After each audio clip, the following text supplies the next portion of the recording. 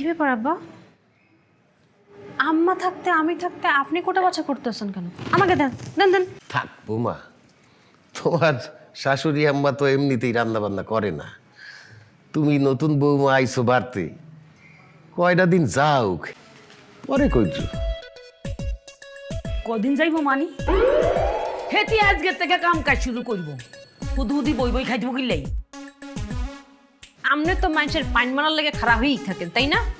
আর একটা কথা, শুধু শুধু খাওয়ানোর খাওয়াটা দিয়েন না, হ্যাঁ? মোর কিন্তু রান্না করে খাওয়ার অভ্যাস আছে। আমনের মতো স্বামীর গাড়ির উপর বইয়া খাই না। কি কইলা তুই? আই তোমার শ্বশুর উপর গাড়ির উপর বই বই খাই, হ্যাঁ? আই ইনকাম করি, আটিয়া এই সংসার চলে, আই কারো খাইও না হরিও না। আর তুই সেটা সাথে করে কথা মারো কিনলাই আন লগে, মা তো কিনলাই, হ্যাঁ? শুনো, আন লগে যদি লাগতে যাও না, আজ যন্ত্রণা এই সংসার ঠিক হাইতানো একটা সাইজ করে দিও। একদম পাকা কথা বলছে বৌমা। থাক, তুমি ঘরে যাও। অত গোরাজছেন না। আপনি কি মনে হচ্ছেন আব্বারে গাদা বানিয়ে রাখছেন, আপনি মুখেও গাদা বানিয়ে রাখবেন? শোনেন, মইও শ্যামনগরের মাইয়া, মুই কিন্তু ঝগড়া করা পছন্দ করি না, কিন্তু এরপরেও কথা আছে, যদি কেউ মুখে সিমটি দেয় না, মুই কিন্তু খামচি দিতে ভুল করি না। বুঝি গেছি জোট বাঁধি গেছে, দুজনে মিলে জোট বাঁধছে, জোট খুলে দিও। খেয়াল আর সময় নাই, অফিসের সময় গেছে, এর লাগে হাইতেছি না জোট ভাঙনের। কিন্তু সাইটার ন আমি অফিস থেকে আই সব ভাঙি দিও। এই যে আজকে থেকে আর রুমের দরজার কাছে আনতে যাইতে হাইতার ন। অন্য দিন তো দরজা এই যে রুমের সামনে আর বিছনার সামনে মাঠে কত ঘুমাইতাম দিছি, এমন তাইকা খাটের নিচেও জায়গা দিতাম ন। এত সহজে আমি সাইটার ন কি আমি যাইতে আসি আবার আইতে আসি, মনে করেন না মাফ করে দিছি। মাফ হইতো না, আমি যদি এটার বিচার না করছি, এটার প্রতিশোধ না নিছি, এই জোট না ভাঙছি, আর নাম নীলা খন্দকার, মানে তোর নাম আর নাম হইতো না, আর নাম শুধু নিলে হইব। আইতাছি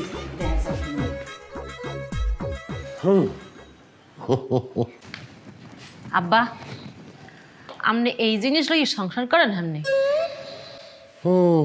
কি বলবো বৌমা, এই ঢাকা শহরে অনেক পরিবারে আমার মতো নির্যাতিত পুরুষ আছে। আমি চাইলেই এক সোপারে দাঁত হালাই দিতে পারতাম, হালাই নাই। কা হালাই নেই? বিশেষ কোনো কারণ আছে, আর সে কারণটা কি হ্যাঁ তুমি তো নিজের চোখেই দেখলা। তোমার একটা কথা বলি বৌমা, ওপুরে যত তাড়াতাড়ি পারো একটা কাজের মধ্যে ঢুকেই দাও। যে পরিবারের পুরুষ উপার্জন করে না, সেই পরিবারে সেই পুরুষের কোনো দাম নাই, মূল্য নাই। আপনি এখন যান, ফ্রিজ থেকে মাংস বাইর করেন, আজকে মাংস দিয়ে ভাত খাম। থাকি গরুর মাংসের বলে দাম বাইজি গেছে, 1 মাসের উপরে হয়ে যায় মাংস দিয়ে ভাত খাই না। ফ্রিজে তো মাংস নাই রে বৌমা। সমস্যা কি? মুইটা আদিম, আপনি মাংস আনেন, লাল দেখে আনবেন, ফ্রেশ মাংস আনবেন। ঠিক আছে, দাও তাহা দাও, আমি এখনই বাজারে যাইয়ে মাংস লই।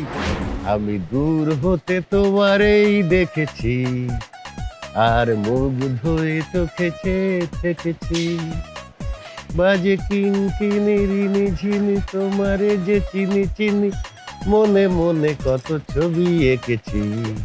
ও মনে অনেক রং দেখতেছি, নতুন বিয়ে শাদী করেছেন নাকি?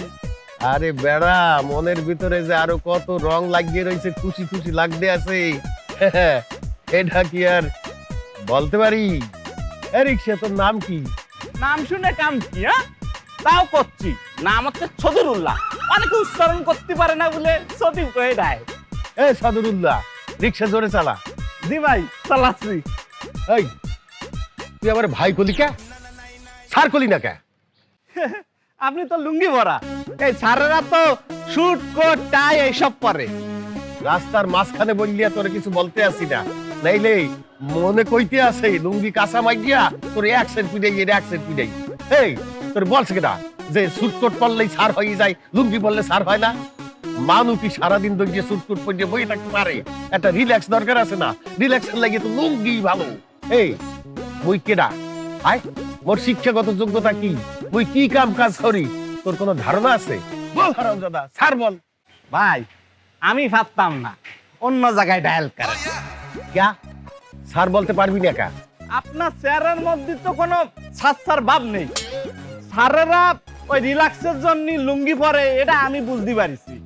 কিন্তু আপনি যদি স্যার হতেন তাহলে কিন্তু আপনার ওই শুট কোটটাই পরা থাকতো, আর আপনি বাজার করতে আসতেন না। আর বাজার করতেও যদি আসতেন তাহলে কিন্তু আপনার সাথে একটা কর্মচারী থাকতো। যেহেতু আপনার সাথে কোনো কর্মচারী নেই, সেহেতু আপনারা আমি স্যার মানতে পারবো না। আপনি না খুব ঝগড়াটে, তাই খালি খালি আমার সাথে ঝগড়া করেন মিয়া। এই রিক্সা থামা। এই তো থামালাম। কি হয়েছে? কোন অ্যাঙ্গেলে তোর মনে হইলে যে আমি ঝগড়া করি? তোর আজকে বলতেই হইবে। আমি ওই অ্যাঙ্গেল ফ্যাঙ্গেল এত কিছু বুঝিনি। আপনি কি করতে যাচ্ছেন সেটা কন। তোরে এখন আমি পিডিএম লাগছে। মগের মুল্লুক পাইছেন মনে হচ্ছে। এই আমার রিক্সায় কোন স্যার উঠলো কি ম্যাডাম উঠলো, কি ধনী উঠলো কি গরিব উঠলো, এটা আমার দেখার বিষয় নেই। আমাকে চোখে সবাই সমান। এই মোরে তুই জ্ঞান দিও না, বুঝছো? এই জ্ঞান হনতে হনতে মোর কান ঠসা পড়ে গেছে একসের। তুই এখন মোরে সার কবি কিনা এই মোরে তোর সার কইতেই হইবে। তুই যদি মোরে সার কও তাহলে তোর সব দোষ মাপ। যা। আমি জীবনে বহুত তেদর লোক দেখেছি, কিন্তু আপনার মতো এত তেদর সাদর লোক আমি আমার বাপের জন্মেও দেখিনি। আমি মরেও যদি যাই তাও আপনারা আমি সার করতে পারবো না। হেইলে মোর হাতের মাইক কেউ ঠেকাইতে পারবে না। হন, একবার মোর বউরে পিডিয়েছিলাম, মোর শ্বশুর আইয়াও কিচ্ছু করতে পারে নাই, ঠেকাইতে পারে নাই। তোরে এমন পিডিএমু ঢাকা শহরের কোনো মানুষ আইয়ে ঠেকাইতে পারবে না। আপনি তো আমার মায়ের তো দূরের কথা, আপনি আমার গায়েও টাচ করতে পারবেন না। কে তোর গায়ে টাচ করতে পারবো না? কে কি করবি তুই? হাই, আমি তো জোরে টান দিয়ে চলে যাব, আপনি আমার টাচও করতে পারবেন না। এই এই দাঁড়া, কইতে আছিস? এই